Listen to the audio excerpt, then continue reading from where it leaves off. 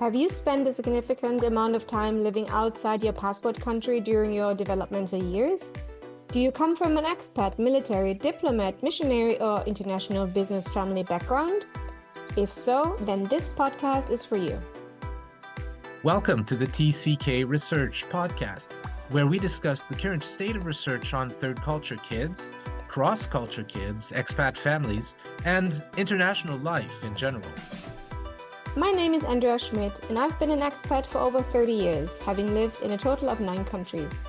I'm a coach for TCK girls, and I'm currently completing my master's degree in psychology. And I'm Mathieu Gagnon, an adult third culture kid who grew up in 6 countries until the age of 15. And I'm now a professor of psychology in Ontario, Canada. Every episode, we bring you a fascinating conversation with a leading researcher in the field. If you're listening on YouTube or another platform, please subscribe to our channel. And if you enjoyed this episode, please press the thumbs up or like button, share it on your social media platforms, or send it to a friend. If you'd like to get in touch with us, you can reach us at tckresearchpod@gmail.com. Let's jump right in. Enjoy the podcast. Today's guest is Dr. Magdalena Mosanya, discipline lead for psychology and criminology at Murdoch University, Dubai. And we're talking about her recent 2023 paper entitled New Ecological Paradigm and Third Culture Kids, Multicultural Identity Configurations, Global Mindset, and Values as Predictors of Environmental Worldviews, published in the International Journal of Psychology. Hi, everybody. Today's podcast is one in which we spoke to Dr. Magdalena Mosanya, and it's a very substantial discussion on how TCKs configure their identity and how this seems to be associated with a host of factors, including attitudes about nature and the environment. Because it's so rich in concepts, we figured we could take a few minutes here to introduce some of the ideas you'll be hearing about.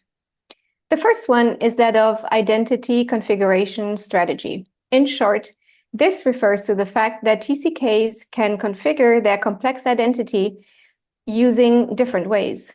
And in this discussion, Dr. Mosanya talks about 3 such strategies: integration, compartmentalisation, and categorisation.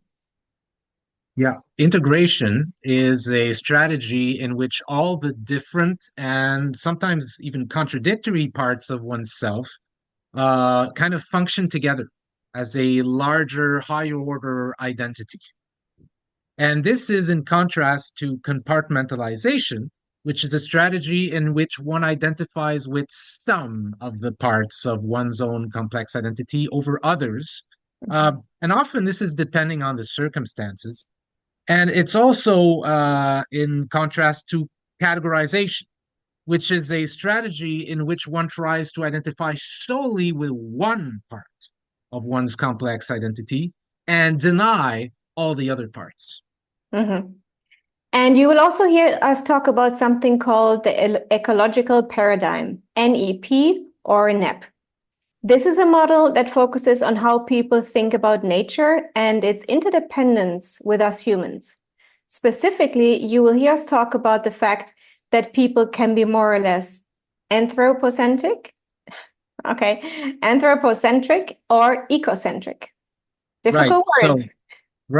So anthropocentrism is the view that basically only we humans have inherent value and nature doesn't. So we can therefore kind of exploit nature and its resources for our own gain without ever thinking about it, feeling bad about it.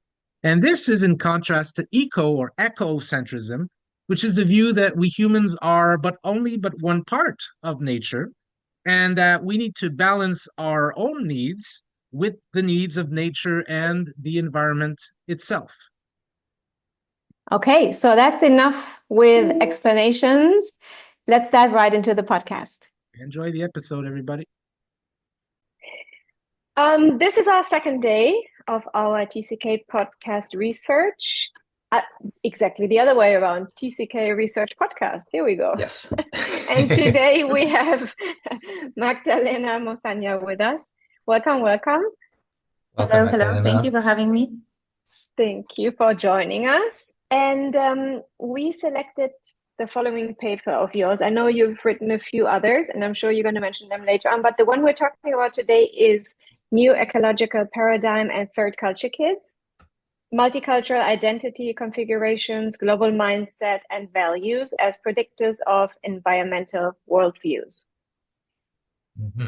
A little bit of information I found about yourself, and I know you're going to go into a little bit more detail, is that you're currently the discipline lead for psychology and criminology at Murdoch University in Dubai, right? Yes. Perfect. And I think we're going to jump right in and let you introduce yourself with a little bit more detail. Yes, so I am working at Murdoch University as a lecturer in psychology, and I'm also the discipline lead for psychology and criminology. I'm also a university counselor, and I have been teaching psychology for nearly a decade at different institutions at the United Arab Emirates. So I hold a PhD in psychology from Institute of Psychology of Polish Academy of Sciences. And also I have degrees in cultural anthropology and communication. And my research interest encompass a wide area including intercultural communication, well-being of third culture kids, and that's what we will be discussing today, but also sports psychology and women's emancipation. I'm also a practitioner and proficient in various therapeutic approaches like cognitive behavioral therapy and EMDR. That's a very broad spectrum of interests and work. That's wonderful. Yes, and you were able to explain that much better than I could have. Thank you. And I think all of that experiences are very important in working with multicultural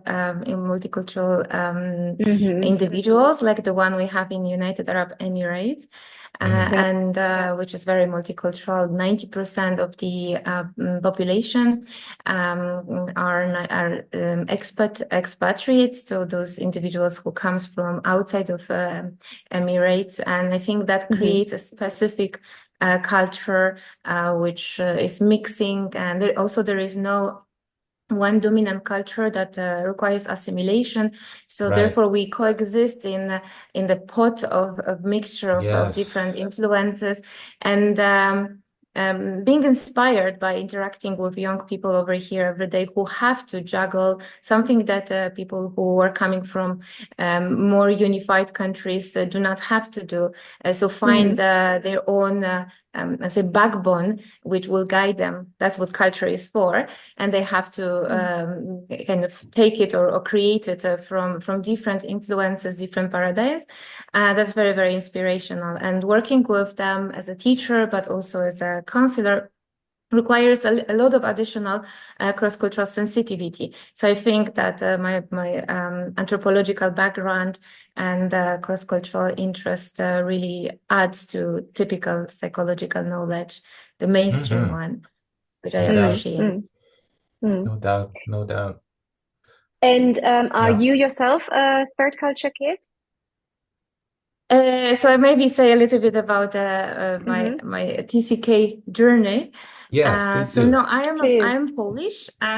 So I come from a very culturally uniform country, especially when I was growing up this couple of years ago.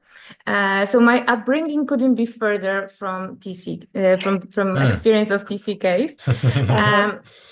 And my first degree was in cultural communication in anthropology because I was extremely interested in exploring diversity. I loved traveling, and I could have traveled not that far at that time, at the end of the last century. But whenever I could, I did. And I always loved traveling, and I was always fascinated by anthropological work of those anthropologists who had an experience of new culture and could have described them. So the ethnographic studies of new culture was something I always dreamt of doing. But too bad. I thought that that's all finished. And at the beginning of 21st century, I thought there is not so much to discover, especially that we are becoming as a world more and more globalized and uniformized. But then I moved to the UAE and started a family myself, and realized I don't have to travel anywhere to observe a new culture, something that was really completely new to me as an experience. So my multicultural children were born to me and my husband with diverse origin and living in the country in the UAE, which is a very multicultural, where diverse values and customs and cuisine and all habits are so different, and experience every day requires to develop a completely different frame, something very unusual for those little ones. And me, in order to guide them, I had to learn a lot about how to function within such a novel environment. So that's how my journey has started. And so mostly inspired by my personal experiences raising 3 TCKs. But also, but while working at the university with young people, I thought that this could be applicable. So I experienced the TCK phenomenon firsthand, even before I knew how to call it, at these diverse sources, students as well as my own children. And after observing my family navigating multiple cultural influences on a daily basis, I tried to delve deeper in the topic, and there was not that much that could have given me some answers. That's correct. And that was the time I also was completing my master's degree in psychology, and I commenced my work at the university. I have discovered a couple of inspirational research and books, including, of course, the most well-known and valuable guide by Pollock and Van Recken. That book has answered some of my questions and gave me some valuable insight. A little bit bolstered my confidence, but not to the level that I could be feeling that I can deliver the best parenting to my children. Therefore, for my PhD program and for the topic, I have actually chosen the exploratory ideas for trying to create more answers or give more answers to people like me, and also to maybe provide some ideas for policymakers and those who community leaders who can actually support individuals like my children and my students. And I was very lucky to find within my institute in Poland someone who actually said yes for all my ideas, who at that time seemed really unusual and maybe not having a strong theoretical background to get going for a PhD program. So Professor Anna Kwiatkowska was extremely helpful, and if you can see all the publication in that topic, I always co-author with her. So despite her being also raised in country like Poland, she is specializing in cross-cultural psychology. So we dive deeper in that topic and try to answer those questions which were not answered by existing studies. So the research that you invited me to discuss over here is actually a part of the whole project that consists now of 6 research that we're trying to provide more insight into the topic of TCK, especially looking at their functioning, so antecedents of their functioning and well-being, as well as outcomes, and in generalizable way. So what does it mean that when I started to research topic of the third cultural individuals, there were a lot, well, not a lot, but still existing phenomenological studies. So studies based on interviews, case studies, ethnological descriptions. But what was lacking was quantitative evaluation. So some more generalizable knowledge, and that's what was the novelty of my project, was to provide studies that could be somehow extended to larger sample or larger population. So that's more of the methodological aspects that maybe we can discuss in a moment. But that was the biggest motivation to add something to existing studies. And I see that nowadays, after a couple of years, because the project took around 5 years to be completed. Well, yes, that's how long it takes to get published and reviewed. Probably all know this part of which is sometimes a little bit more difficult. Tedious. But I always appreciate, I was very appreciative, especially for the reviewers who are chosen for this particular research from International Journal of Psychology. I cannot be more grateful for the insight I received through comments. It took quite some time to there and back exchange of ideas and corrections. But I think we have been able to squeeze the best out of this research, and I see it after how many times it's been already cited, and it even it reached you in the podcast, which I'm extremely proud of, and that really makes me happy to see someone is reading it. Because that was the purpose of it, to provide some more information. But I think before maybe I'll be able to provide more conclusions, I will need to say a few things about the whole project, because it's very hard to see this study without a larger context. And before you do, Magdalena, maybe later. But before you do so, just for our listeners, because it might not have been clear just by the title, if someone is just listening to this podcast, the specific study we're discussing here, the paper we're discussing here, is one in which you looked for associations in how TCKs think about their identity and how that might drive their attitudes toward environmental concerns, which is something that surprised us, because you took the climate change kind of world and the TCK world and you put it together, and that's the paper here. But you're saying it's part of a broader kind of study of TCKs. So yes, please go ahead and explain to us the kind of broader context within which this paper fits.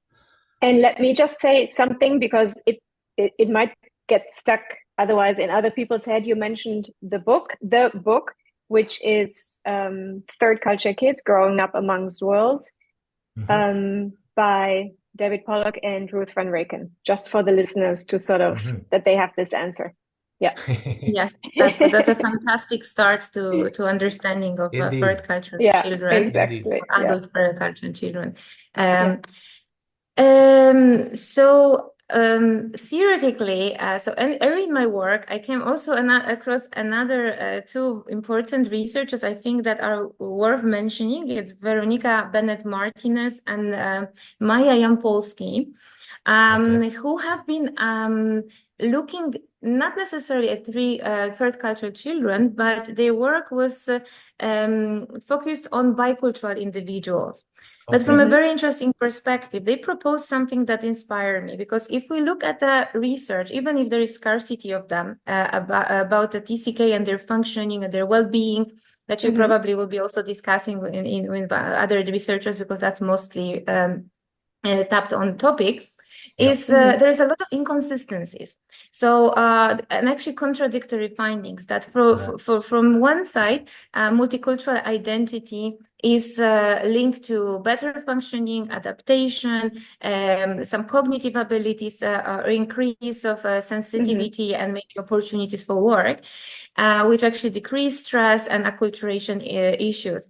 But on the other hand, we see this fragmentation and lack of coherence and a lot of distress that TCK experience, and also a lot of distress in the future with, for example, returning to their passport countries, not home countries, because that's another thing, probably their home country. So the contradictory findings were also something that I wanted to understand, where does it come from? And the theory that was provided by Bennett-Martinez and Jampolski, which was looking not necessarily at all of the external factors that very often are tapped on among third cultural children, So the family relationship, how many countries they've been living in, where do they come from, but as the way of internal structure of their identification. How do they deal internally with these multiple cultures that they experience? That's what mattered in the studies of first Veronica Bennett-Martinez. She created what is called bicultural identity integration scale, so measurement, which was looking how much we actually encompass two cultures, and what kind of strategies and what does it lead to, versus what we can call distance or compartmentalisation, like keeping these aspects separate or separation. But that wasn't enough for my understanding of third culture individuals, because they usually juggle more than two cultures, and it's much more fluid for them. So then further studies of Maja Polski, but also our colleague Amiot, brought the concept of multicultural identity integration, and the authors also created a scale to measure. And now I have to say this, this is the most important to my studies as well. So what them and I validated in my studies, that indeed TCKs differ in a way how they approach their multiculturalism. Yet to come the studies on why, what motivates them to be so diverse. But they are diverse in the way how they approach their multicultural identity, and therefore the outcome can be different. So what are the four strategies, so three strategies that are proposed in that model that I have been using in my research? So first is integration. And integration is that you are accepting all of those aspects. So, for example, if you are of a Maldivian origin and lived in India, United Arab Emirates, and United Kingdom during the developmental years, you're not neglecting any of that aspect. You're still proudly picking those which mostly support your functioning and blend them together. So create something what Bapa in long time ago called the third culture as a kind of interstitial connection between diversity or diverse frames. He actually called it third space, right? Sorry, yes, he called exactly, it third space. Beautifully said. Yes, third space. So something which is very fluid, but it's allowing for a constant reorganization of yourself while respecting each part of you. And of course, it's based slightly on Barry, right? And his idea of how migrants deal with the host and home cultures diversity. So integration is supposed to have the best effect on individuals' functioning, and that's what I wanted to check. And then another way of structuring TCK identity or multicultural identity is the configuration called compartmentalisation. So this is typical, the chameleonism, right? So you, at the point of time, you discriminate or neglect some parts of you, only activating one. Usually it's context dependent. And the third one is categorization, and that's very discriminating. You are choosing only one, and then you somehow suppress the other frames or influences that you have within you. Yes, and that's of course take us to other theories of social and collective identity. And I just want to say one sentence that for humans, the collective identity, so our group membership, is extremely important. It's the same important as our individual identity, how different we are from others. So whatever culture you have been exposed to and introjected, if it's neglected within you, it is unfortunately somehow having negative effect on you, on your functioning. It's distressful. It's like suppressing some parts of you always will be distressful. Therefore, what we see in research, or my past research also, that this configuration actually moderates the effect of exposure to diversity on outcome. And my first studies were on, for example, essentialism and well-being. Then I look at the life satisfaction. So I've seen that this particular way of structuring identity was having an effect, of course, correlational, so associative effect or predictive effect on different aspects of TCK functioning. So that was the past studies that are kind of background to this particular study. When we, together with my co-author, the Professor Anna Kwiatkowska, we started to think, if it is so important how we structure, how individuals deal with their multiculturalism internally, would say slightly cognitively, right? Maybe it could also have an effect on their mindset or certain beliefs. And and we're thinking, what kind of beliefs could be important to third culture kids? And after, of course, a lot of research, because every research should have some supportive, at least, background. Yeah. We realized that third culture kids, as global citizens, sometimes called global nomads or transculturals, they might particularly be interested in global issues. And then we thought also they could be also very sensitive to certain values, like self-transcendent values which allows us to unify with more than one group of people, but also unify with the whole world, or maybe have understanding and appreciation and tolerance to other people. So that were only our hypothesis. And then we thought that, so what's the most important global problem that exists nowadays in 21st century, in third decade that just started? We know what is it, right? We thought that, of course, that's the global change or climate change. And that's happening mostly, unfortunately, we know, because of human activity. And therefore, we thought that if the third culture kids first would be more interested than other individuals, or maybe more uniform culturally individuals in climate change and in ways of how we could approach it. And within the TCKs, will this way, how they deal with their multicultural identity, maybe somehow be able to predict their ecological interest, or we call it ecocentrism, right?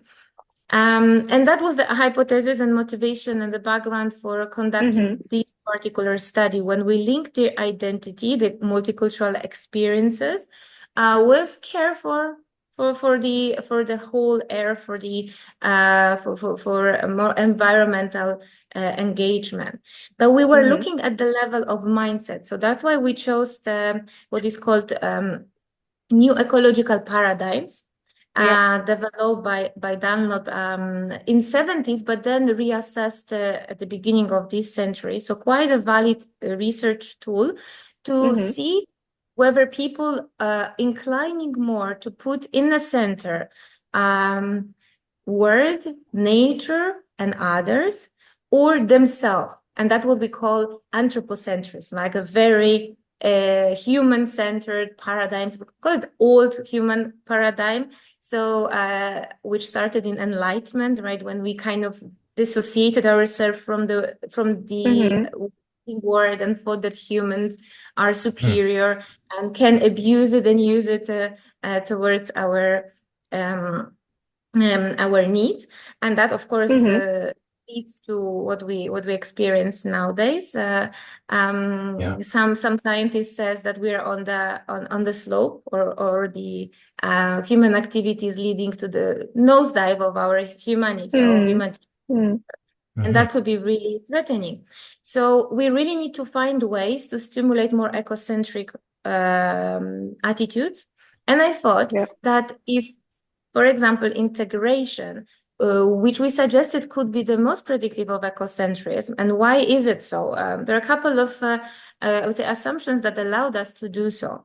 And that relates to the inclusivity. So if you are integrating all the variety of cultural paradigms that you're experienced to, you probably already have some abilities to see above the direct self-interest, right? So you're more inclusive, and we've seen that in previous studies, integration was associated with global mindset, with care for others, and in this study we saw the associations between integration and values of transcendence. And here we are we the established Shalom Schwartz a model of values, and in short, values are the principles which drive our behaviors.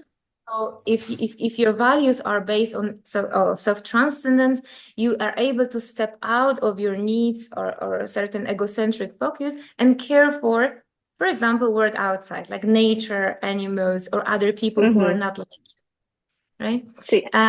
So we thought that maybe integration could actually, so this integrative strategy that at the level of identity TCK engage in could also predict other of integrative behaviors, or I would say more inclusive behaviors. On the other hand, categorization and compartmentalization, at the identity level, they are extremely discriminative, right? You have to suppress part of you in order to probably fulfill some needs, right? These are needs maybe of belongingness or having a social status. So if at the level of identity you're already discriminative, it might actually influence your values and principles in life. And you might be less inclusive if you approach, for example, ecological problems, or also problems related to diversity and inclusivity of other people. That was in our first research. We actually linked these three with essentialism. So how much you have a tendency to judge people by their origin or ethnicity and think about them low, right? So the stereotypization. And integration was already negative predictor of essentialism, while categorization was positive. So we kind of took that study as a background to our ecocentric evaluation. I hope that's yes. So to sum loads up, of information. to sum up for listeners, so you're saying it's not just being a third culture kid, but it's the way you interpret your identity.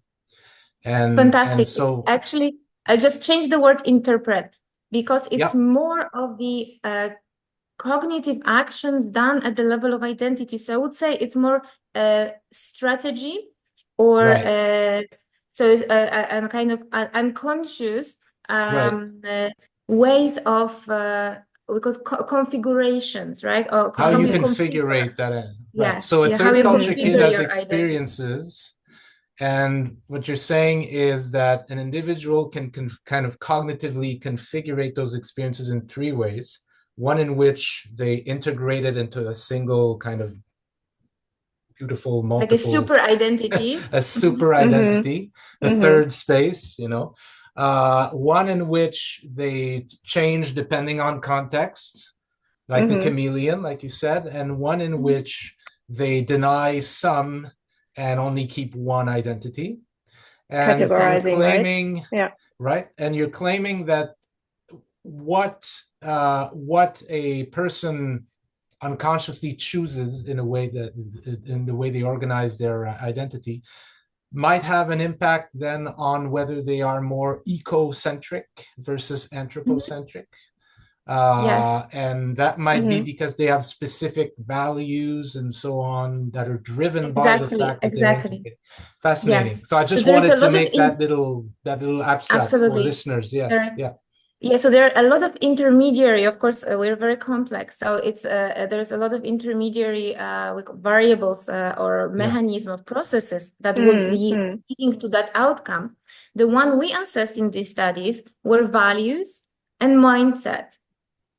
Because this seems to be, would say, outcomes of these identity strategies, right? So what we thought is that the way multicultural individual, because it might apply to any multicultural individuals, we selected out of multicultural individuals TCKs based on just a simple question, as it is done in most of the studies. But that's also something I propose for future future studies or exploration is the level of identification with TCKs could also play a role here. Oh, Yes, But because of it's course. a very new category, we talk really about multicultural individuals with a transient and mobile experience, right? That's how we Yes. differentiate them from typical multicultural individuals. So at the level of the identity, so the very basic cognitive level, if someone is inclusive or is able to encompass diversity and sometimes contradictory paradigms, like my children, they hear sometimes completely different values and they're able to include both of them. That means that they are doing a lot of job based on inclusivity. Yeah. And that might actually make them more prompt to later operate at the value level with, so these are the principles, right? And then the value level could be more related to inclusivity, openness, and transcendence, and also mindset, which could lead to the mindset, like a global mindset. What does it mean, the global mindset? Like openness to others, openness to the diversity, more sensitivity. And all of these could be at a very basic level, kind of due to the way the individual is structuring their multicultural experience. It doesn't mean that people who are coming from one culture cannot be inclusive, but it means that people who are having TCK experiences do not have to have the same outcome in their life just because they've been exposed to diversity and transience. So that's what I wanted. That was the novelty of all of this program, to just not treat them as the same. And now, of course, what yet has to be shown, what is influencing the strategy's choice, right? That's something very important. Of course, parenting styles. I think what comes out of our newest research is the inclusivity of the country where the person is living at the point of time. And I must say that United Arab Emirates are providing a very thriving experience for TCKs, because there is no push or shaming of any of the cultures. So and everybody shares the experience. It's never like I mean, the biggest problem that TCK experience is explain where they come from, right? There is no problem here about that, because assumption is that you're complex. So interesting. Question doesn't really no much explaining. Not everybody kind of interrogate the other person. Oh, so it's that or that. No, let's say it's 5 cultures, perfectly fine. We understand because we're all the same. But these people, after, especially that is a high mobility country, when these youth leave and come back to their passport countries, they have a lot of issues with finding the place where the integration will be, of the internal integration will be so accepted. They have to choose. And those who've been categorizing might actually be feel good, but those who do not, or are used to be chameleons, they don't. And that's why that can also explain these other aspects, that they are very mobile, right? That adults, TCKs, rarely stay in one place, because they kind of want to continue those experiences, and maybe they look for a place where their diversity will be appreciated. Right. Most of the countries still around the world, unfortunately, require some assimilations, right? So some uniformization, and that could be damaging to them. So back to the ecocentrism. We use the new ecological paradigms, which is defining, I would say, mindset, pro-ecological mindset, as opposite to anthropocentric mindset. So there are sometimes more than 2 dimensions coming out of this instrument, the scale that they propose. But for our sample, it was two-dimensional or 2-factorial actually outcome. So we could see that the identity was predicting of either ecocentrism or anthropocentrism. So individuals who were integrated, we could see they were. It was highly correlated with the ecocentrism, and those who were categorizing it was more related to anthropocentrism. So that's what we were expecting. Yes. And that the data has confirmed it. Compartmentalisation, so this chameleonism at the identity level, was not directly related to either, but it was actually intermediary, so influencing the values related to anthropocentrism and decreasing the values related to ecocentrism. So it was also having effect, but not direct, but indirect. So if the readers reach out to our research, they will see the model that we have proposed with many paths. But I think to shorten that statistical evaluation, we can see that the hypothesis have been confirmed with important relationship between the strategies of dealing with diversity and their effect on ecocentric or anthropocentric mindset and beliefs, which of course are predictive of our actions. Yeah, and for listeners, just to get a sense of the work that was put into this, so you had instruments to measure whether your participants had an identity that was integrated, compartmentalized, or what's the other one? Categorized. Categorized, yeah. You measured also how much they valued openness. You measured how much they valued how much of they had more conservative values. Conservative values, yeah. You measured how much they value self-transcendence. You measured how ecocentric they were and how anthropocentric they were. So that's a lot of measurement. I found 4 scales, right, that you used? Yes, there were 4 scales with subscales. That's why it comes out of those 3 independent variables. Yeah. So these are all valid instruments, and especially all of them.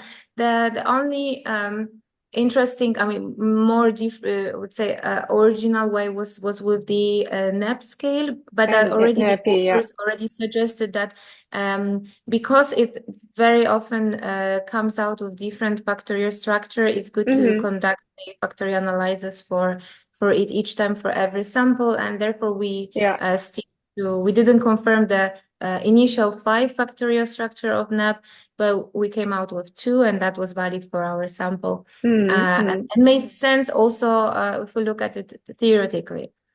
Yes, because people are either ecocentric or anthropocentric. Yeah. And I also wanted to get back to your sample. So you were working with non-Western TCKs, 399 people.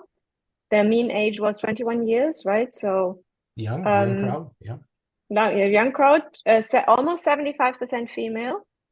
And what else did I find? The age range was 18 to 43. So yeah, we go back again to a young crowd. Yes. And they lived in the UAE. Yeah. And I found it interesting. You said between 2 and 30 years. So there was a huge difference of. That's the amount of time that they lived in the UAE. Lived in the UAE, right? So some resided longer, some resided less long, but all of them had to check that they experienced migration and they were living outside of the passport countries during developmental years for at least a year, according to Pollock's definition that is mostly used. On average, they spoke 3 languages, so we can really talk about the very multicultural individuals. The aim of our study, I forgot to say that it was very important that we really wanted to move out of the Western frame. And as most of the studies before our research publications were coming from the United States and regarded American TCKs, in past century, mostly the children of missionary or diplomats. However, nowadays, most of the TCKs in 21st century are, of course, children of expats and economical expatriates. And from countries which are very fast developing, not necessarily from developed and Western world. So that's why I really wanted to extend knowledge to Asia. We had also some African participants, so non-Western participants. That's the aim for all our project. To provide a little bit more of the insight into their functioning. So that's also, there's a big plus, but also a limitation, because we might say that their culture of origins could still somehow confound our outcomes. But as it is with every culture. So we would say most of them were South Asian, Indians, Pakistani, but from Bangladesh we had participants, and Arabs, mostly from the Gulf and North Africa. But such an interesting sample has never been researched before, so I think that's really high value. And the number we found was almost 40% Indian, so that was the biggest group, right? Yeah, the biggest group, which is so diverse by itself as well. By itself, very much. yes, of course. Such a huge country. Yes, and so overwhelmingly, your sample of people, I think, held ecocentric worldviews. Is that compared to anthropocentric? So was that surprising to you? Were you expecting a more kind of 50-50 anthropocentric versus ecocentric? Yes, it's very good question. I think while we talk about third culture individuals, we would expect them to be more ecocentric, and that's actually great because it somehow validates that they might be different. If we look at the statistics of in general, we would say people are half-half, or even more people might still hold this anthropocentric perspective. Just to clarify quickly, it means that the needs of humans should be fulfilled by ecological resources for any price, right? While ecocentric perspective is that the resources are limited and we need to do something with our needs rather than exhaust the nature, right? So that's the perspective. That's how the question operates. So that's being a hope. Because since more and more young people around the world will become multicultural and maybe TCK if they also have this mobile experience and transient identities, we might think that they might care more about the world and those important matters that are tapping on not only ecology but also inclusivity, maybe the approach to abuse towards some groups, right? So discrimination, and I'm really happy that the results show that predominant perspective was ecocentric, and the same, which was very surprising. Also, it's not a typical outcome for people coming from more uniform cultures.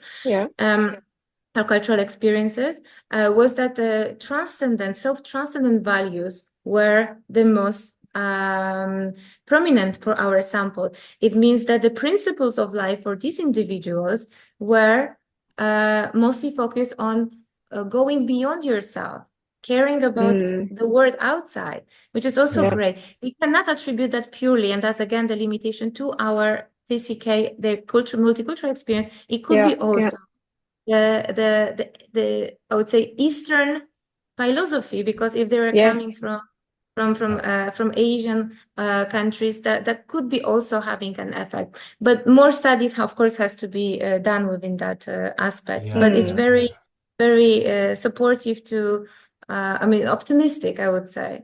But you also found that although most of your TCK sample were held an ecocentric view, there was still a tendency for the men in that sample to be a bit more anthropocentric. Yes. Did that surprise you, or is that because I can think of I think that would be expected based on the literature, right? That males would have to have a more kind of dominant worldview and. Absolutely. Fantastic. That's exactly the explanation we found in the literature, that dominance as important value that is nurtured. It doesn't mean that men are born that way. And they cannot be pro-ecological, but in most of the culture, it could be nurtured in them, and the dominance over the nature, it's a consequence But it was just regarding anthropocentrism. What does that mean? That the second factor, there were no differences. So it means that both male and females have potential for being pro-ecology or have interest outside of their fulfillment of the needs or some egocentric aspect. But if it's about the dominance, so the anthropocentrists, they slightly more I would say more endorsing that perspective than females. There's more of a tendency in males perhaps to go the anthropocentric route if left to their own devices. Yes, or if asked the proper question. Yes, correct. Yeah, exactly. Correct. Yeah. So this is all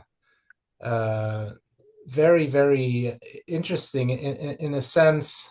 To me, what really attracted me to the paper was this link between TCKs and attitudes towards the climate crisis, and I thought, well, I'm not seeing any other paper that's got these two things together, right, Andrea? I think we had really flagged that one as what an interesting concept.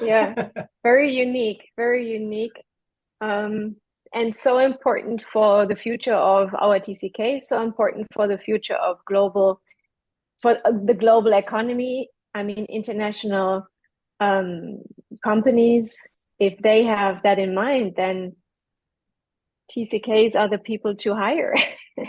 Exactly. And that's if actually they care about climate. Absolutely, that we have added to the vast or the broad arsenal of skills and capacities that TCK, because of their experience, possess, like global mindset, cross-cultural intelligence, language knowledge, or also adjustment and sensitivity to different cultures. Now we're adding also maybe their more ecocentric perspective and paradigms is even below the values. It's some driving mindset that kind of orient them more towards being close to nature and trying to find solutions by maybe decreasing humans' aspirations and dominance over nature, so the connectedness to nature.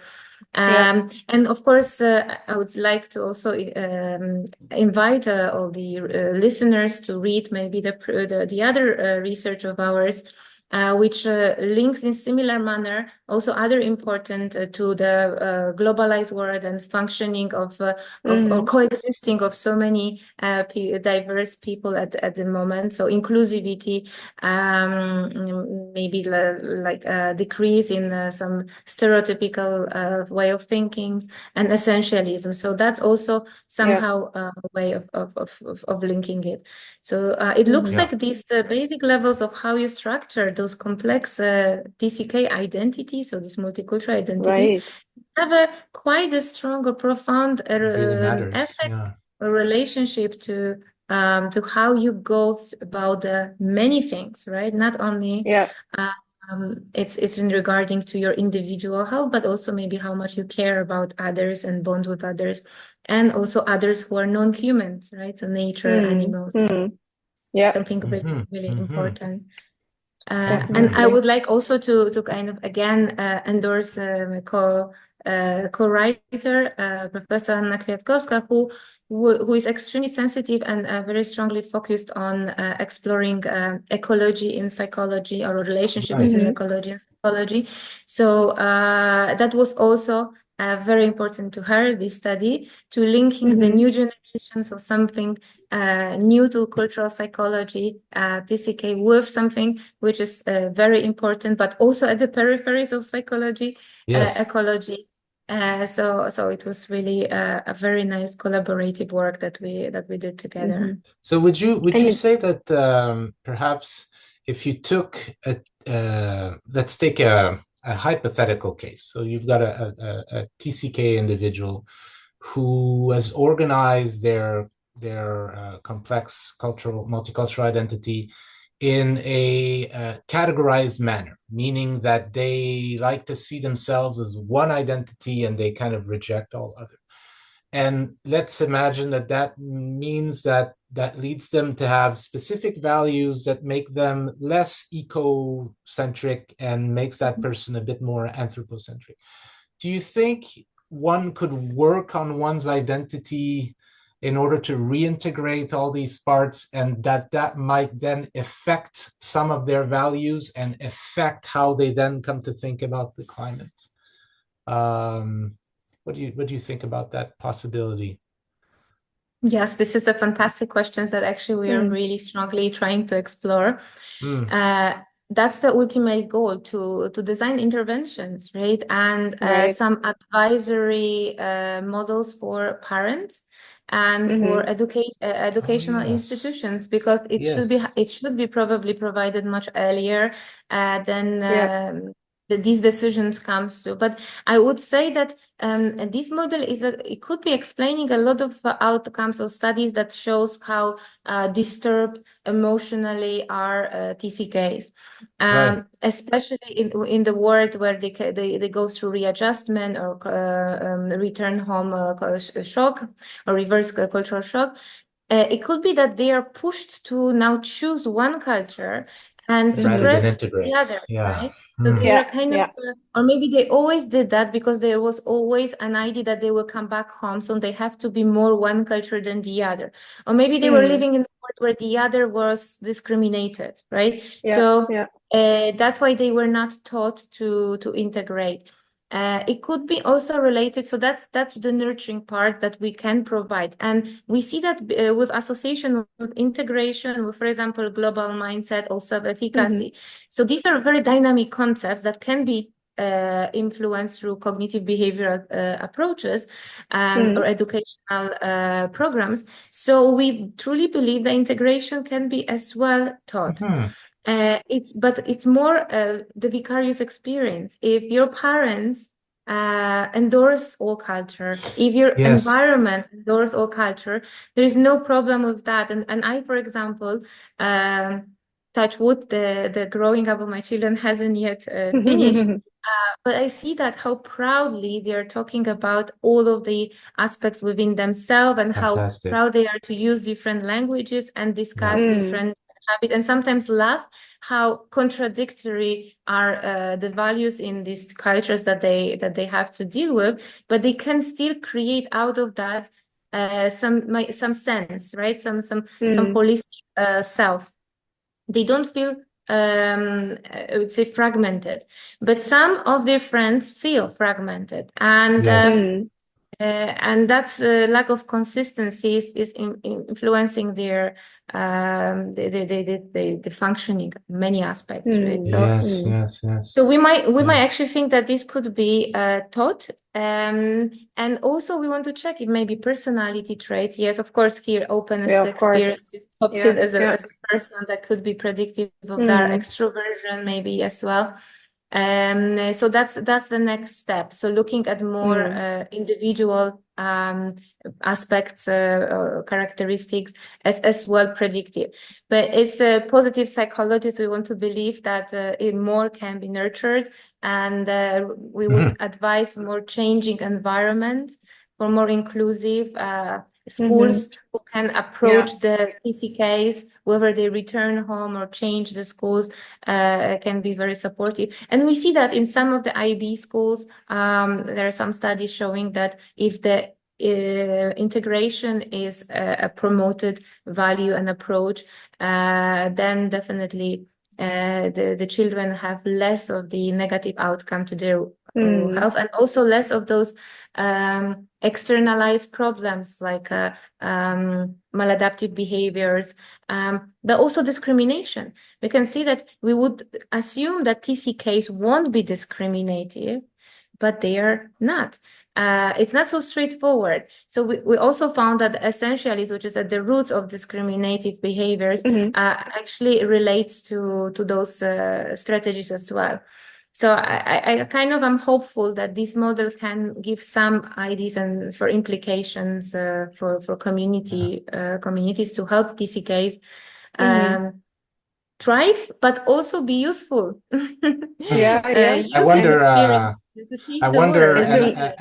I would invite listeners right now to maybe pause and take a second to think about, as if you were a third culture kid or somebody who had multicultural experience, is your identity organized in a discriminant way, in a compartmentalized way, or in an integrated way? Because I would say, exactly. Magdalena, that I think that for myself, for many years, it was kind of fragmented, and it's only recently that I've begun at 47 to kind of integrate it, which led me to think that, would you think that maybe integration takes more work, and people might have, because it might be painful, right? Integrating all these experiences might be painful, where you're reminded of loss.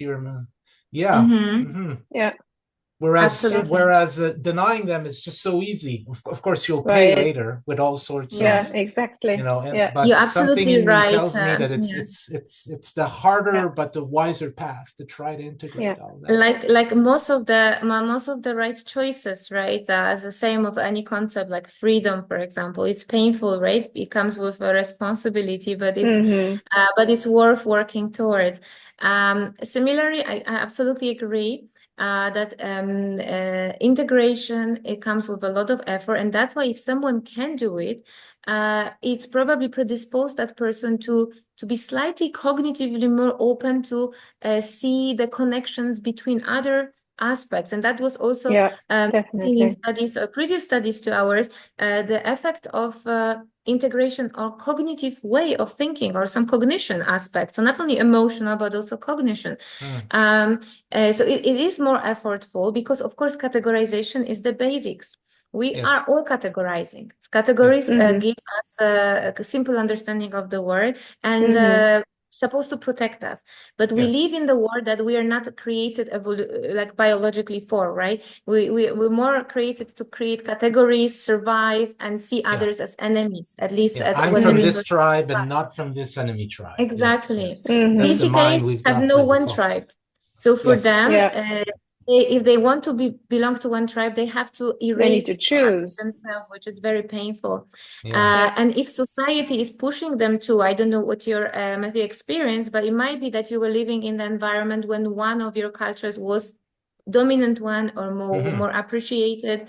All cultures are amazing and the best they can be, but of course we have different attitudes to some cultures, and that can actually to stronger categorizing or compartmentalization ability. By the way, I want to say one thing, because a lot of TCKs are considering themselves chameleons. And again, we have different outcomes of that experiences or that identification. So what I also theoretically established in my work, in my dissertation, was that there are two types of chameleons. There is a chameleon, so adjusting for context at the level of communication, and that will be changing language or body language or your clothes, depending where you are. And that's actually supportive to functioning. It's very helpful. It's increasing your sensitivity, you're increasing your belongingness, and also is seen as more socially desirable. But changing it at the level of identity, when this is much more deeper. You have to then suppress. And how do you suppress? By neglecting, but saying yourself, this part of me is blah, right? It's worse. And that's probably the fragmentation that we see in research, leading to distress, to higher level of loneliness and lack of adjustment. While the other part, at the behavioral level, I would say it's really something that is very benefiting individuals. So again, the question, and we still need to construct studies, probably more experimental, which would be able to evaluate that. That could be a great also a way to see, how can we define a chameleonism and what is it? Because I don't want to say that compartmentalization is always bad, but it really now a deeper question is on which level it happened. Right, there are levels of abstraction there. Yes. And one is essential, just one thing for the listeners.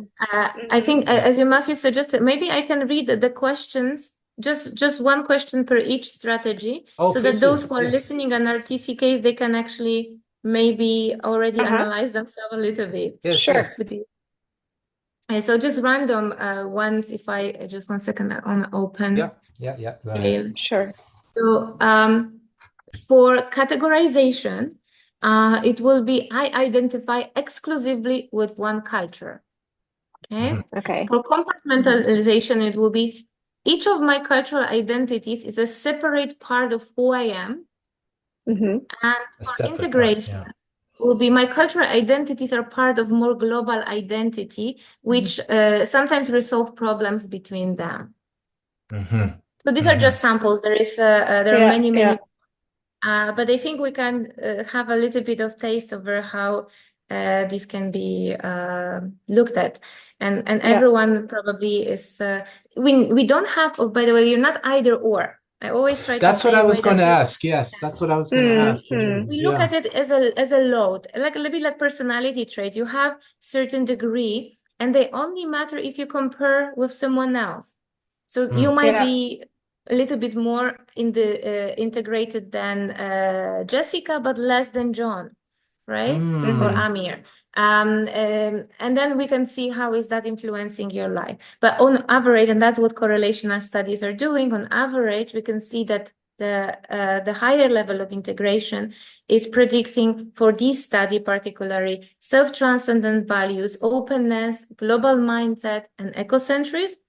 While if you're more categorizing or compartmentalize, it's more predicting of anthropocentrism and decreasing level of self-transcendent values, global mindset, or openness to experience. And similarly, in our past research, we've seen effect such a predictive effect also on well-being. So integration was supportive of well-being, and categorization, compartmentalization was decreasing it, differently operationalized as life satisfaction, sometimes as a level of stress or acculturative stress. And also it has an effect on our intercultural attitudes. So essentialism and stereotypization. So those who categorize and compartmentalize are more essentialistic. They treat the race as important indicators of humans' abilities, while integrated individuals, they don't. They see above that. They see through the human being without looking at the shell. They have like a meta view, right? Right. Exactly. Right. It's again optimistic. Hopefully, more TCKs will be able to integrate their diverse paradigms, and that's what we hope, and that's what we hope to nurture. I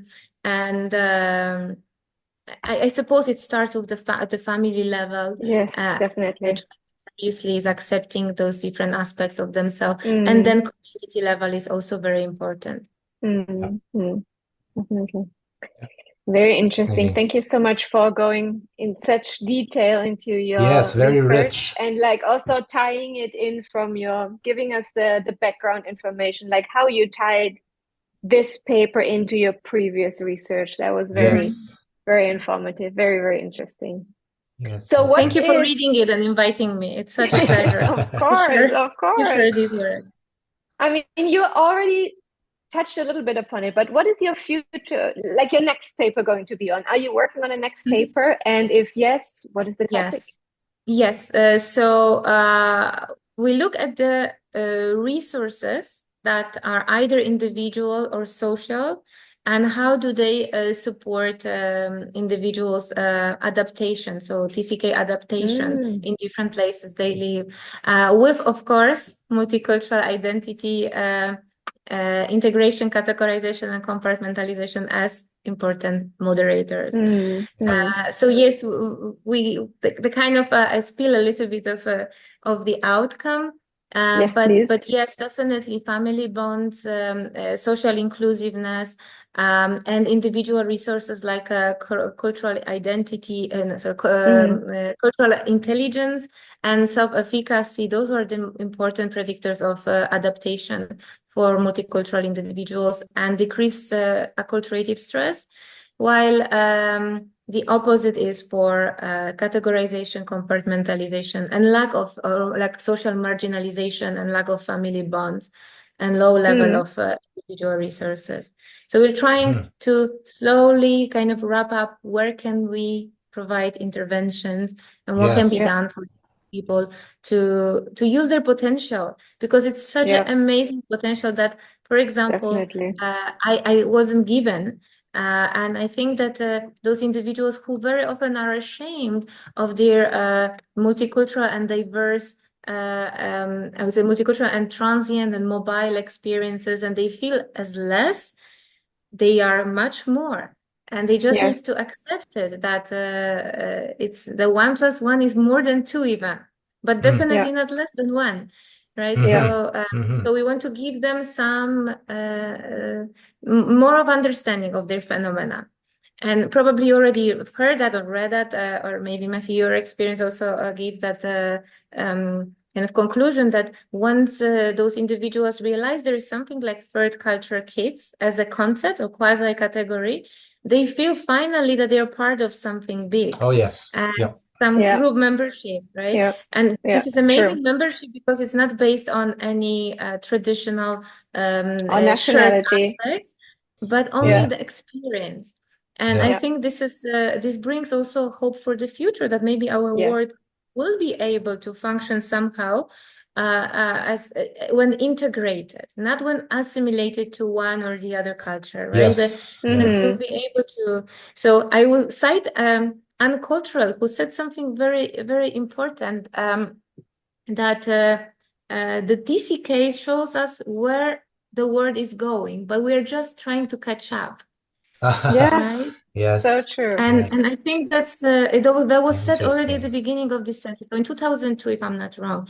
But what an applicable quote to times now, right? That we can't stop this movement and mobility of humans and the dispersion of different cultural values and fluidity.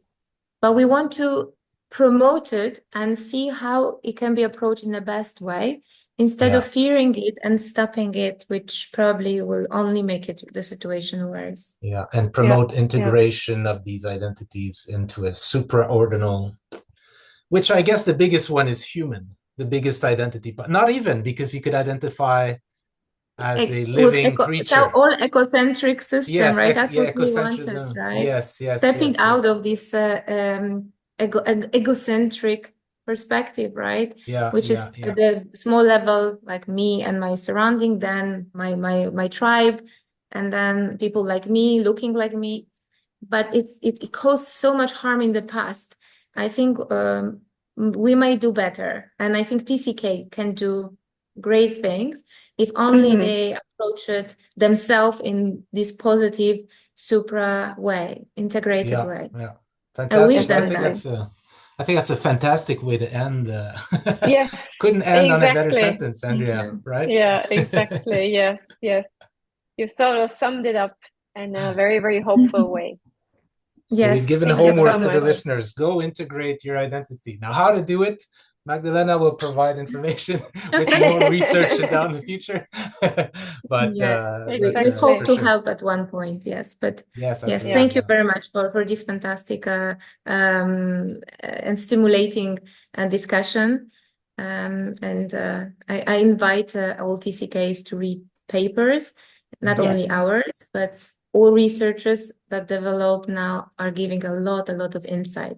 So I think you can learn a lot.